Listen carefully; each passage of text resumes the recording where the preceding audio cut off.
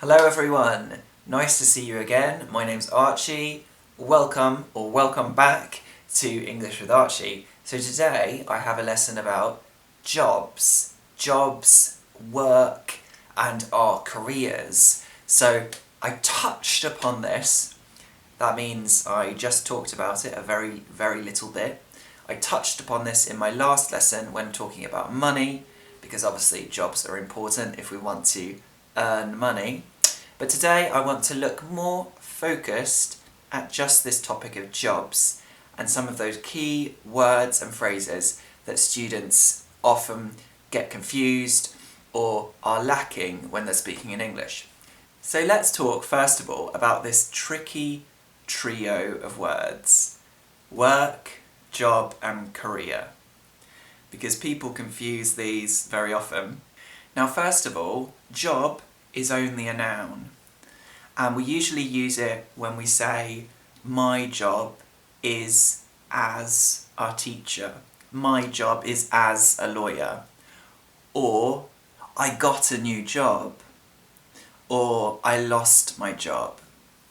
And that's all talking about the work for which we are paid, the job that we do. But we can also use job to talk about not paid work. So we can also say, at home I have lots of jobs to do at the weekend. Or I have a few little jobs to do in the garden today. And that could be fixing a bike, it could be planting some flowers, any kind of little task. But when we say, I got a new job, I lost my job, my job is as a, then we're talking about that paid job that we do. So then we have the word work, and work can be a noun or it can be a verb. So let's start with the verb. We can say, I work as a teacher, I work as a doctor, I work as a lawyer. We can also say the place we work. So I work in a hospital, I work in an old people's home, etc. Then we could also say, I work at night, I work in the morning, still using the verb. If we use the noun, we might say, I start work at 8 o'clock, I finish work at 4 p.m. Now, these sentences are all referring to my job, my paid job. But we can also use the word work to talk about other jobs, other things that we do for which we're not paid. Because work is a very general word, and really it just means something that you do which takes effort, which is tiring, which takes energy. So I might be at home and do housework, washing the dishes, making the beds. Or my children, I don't have children, but if I did, my children might do homework. Or your teacher might give you homework to improve your English. So again, you're not paid for this, but it does take effort, so it is a kind of work. Or I can work in the garden, or I can do some work in the garden, using the noun there. So that just means doing little jobs, doing tasks in the garden, because it takes effort, so we can refer to it as work. So you can see that these two words, work and job, have some flexibility. What about the word career?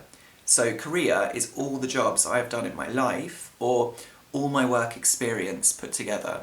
So in my teaching career, I have had many different jobs in many different places, in different schools and in different countries. And all of them together are part of my teaching career. So if we don't have a job, what do? Well, first of all, we have to search for a job, and then we can apply for that job, do a job application. And when we do a job application, we probably do it on the website or by email. And the most important document we have to send is our CV, which is a curriculum vitae. We don't really ever say the full word, the full phrase. It's a Latin phrase. We just say our CV. Americans say resume. but British people say CV. And then we usually have to include some referees. Now, a referee is someone that you have in a sport, like football, who follows the match and makes sure that the rules are applied. But in this case, it's something different. A referee is a person who gives a reference. So it's usually your boss from a previous job who can say that you were a really good employee, you worked really hard, and that's a reference, and he is your referee. Now, once you've sent your application, you have to wait some time, and then hopefully you will hear back. And fingers crossed, you will get an interview. Let me know if any of you are specifically learning English in order to work in England or in an English-speaking country. And what would you like to know about applying for jobs in the UK? Now, once you've had the interview, hopefully it went well, and then you've got the job. You got the job. That's what they will say, you've got the job. We would like to hire you. And then, brilliant, you have a job. So, once you have a job in the UK, we usually have to fill in a contract for our job, and it will tell us how many hours we work every week or every month, and it will also tell us our salary or our wage. What's the difference between these two things? Well, a salary is a fixed amount of pay that you get usually every year, so it's not based on how many hours you work, it's just that's the same amount of money that you get. For our example, if you're a nurse in the UK, I'm not sure, but probably the starting salary is £20,000 or £21,000 a year, so that's the salary. And if you work per hour, for example, if you work in a place where you don't have a specific amount of hours every week, like it can change, maybe you work in a restaurant or in a shop, then usually you're paid a wage, which is the amount you're paid per hour. So yeah, if we earn per hour, then we call it my wage, that's my wage. And if we have a fixed amount of money that we earn every year, then that's our salary. Now, who are the people surrounding us in the place we work? They are our colleagues, or we can also say co-workers.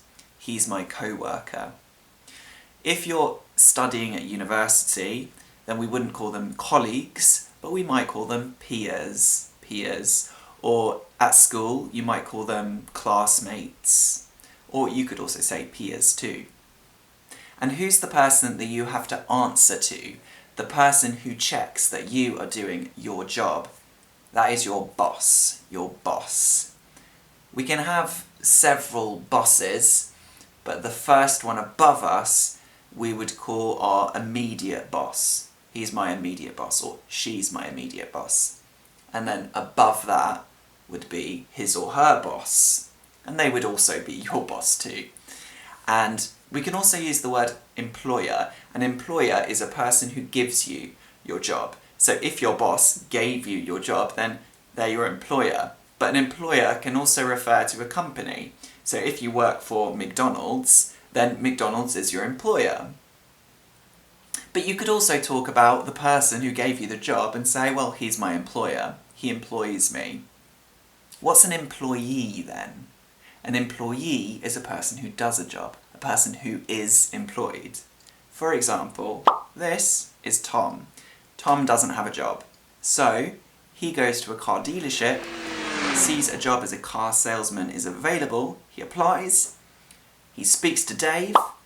Dave is the owner of the car dealership, and Dave says, you're great, Tom, we want you, you've got the job. So Dave is the owner of the company, so he is Tom's employer. Tom is an employee now. Dave says, this is Sally. You're going to be working with Sally every day. Sally has lots of experience, she'll be able to help you out. And if you have any problems, you go to her. She's your immediate boss. So Sally is Tom's boss. Sally is also an employee of the car dealership because she doesn't own it, but she was employed by Dave. Okay? Maybe that clears things up a little bit. So what about further down the line? So you've had a job for a while, what happens next? Well, there are a few different options. Obviously, you can get a promotion.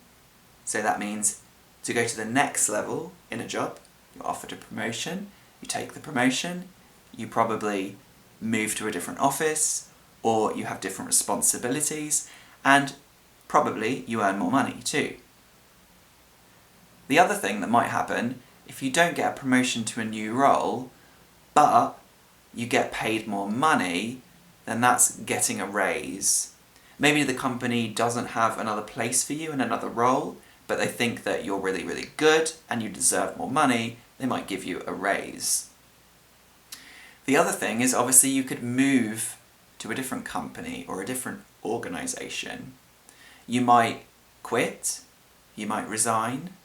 These words mean the same thing. Resign is a little bit more formal. I resigned, I quit my job. Or you can say to your boss, if you're very angry, I resign, and throw something at the wall for dramatic effect. That's probably not a good idea if you want a good reference. What else? Obviously, you can resign and you can quit, but if your employer isn't happy with you, if your boss isn't happy with you or your work, then they might fire you. And then you lose your job. You lose your job. What happens if you don't have a job? How do we describe a person who doesn't have a job? We say unemployed. I'm unemployed at the moment. In the UK, what do you do if you're unemployed? Obviously, you have to search for a job again, but while you're waiting to do that, you can also get benefits. Benefits. This is something that exists in the UK. So what are benefits? Benefits are some money that the government give you if you don't have a job, if you're unemployed. So they don't give you a great standard of living by any chance. However, they give you some money to get by while you're unemployed. And another nice phrase in English is to be on the job ladder. So if you're unemployed, then you're not on the job ladder. But if you are employed, then you're on the job ladder. Why is it a ladder? Because there are different rungs on a ladder, and we can go up that ladder. And we can also go down that ladder, but the idea is if you're on the job ladder, then you're on your way to making progress to potentially getting another job or getting a promotion. And the other time we use this phrase is when talking about owning a flat or apartment or a house. We can say, I've got my foot on the property ladder. I've got my foot on the property ladder. That means my foot is on the first rung of the ladder of properties. So I have my first flat or apartment or house, and in the future I will go up that property ladder by buying a different house or buying a different apartment, etc. Now those are all the keywords and phrases that you need in order to talk about jobs and work in English. Now, I want to know from you, when you were 3 years old, 5 years old, 4 years old, what job did you want to have when you were older?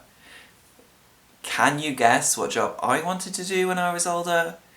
To be honest, it's not something that I do now. It's not what I do now, and it's also not a typical job that people would want to do usually when they're older. However, I used to sit in school when I was about 5 or 6 years old and watch someone doing a job in front of the window, and I used to think, wow, that's what I want to do. So, can you guess what job it might have been? Thanks very much for watching. Remember to subscribe to my channel if you want to continue to improve your English, and click the bell and you'll get notifications about, all my videos. Very nice to see you. Have a lovely morning, afternoon or evening, or just day, and I'll see you again soon. Bye!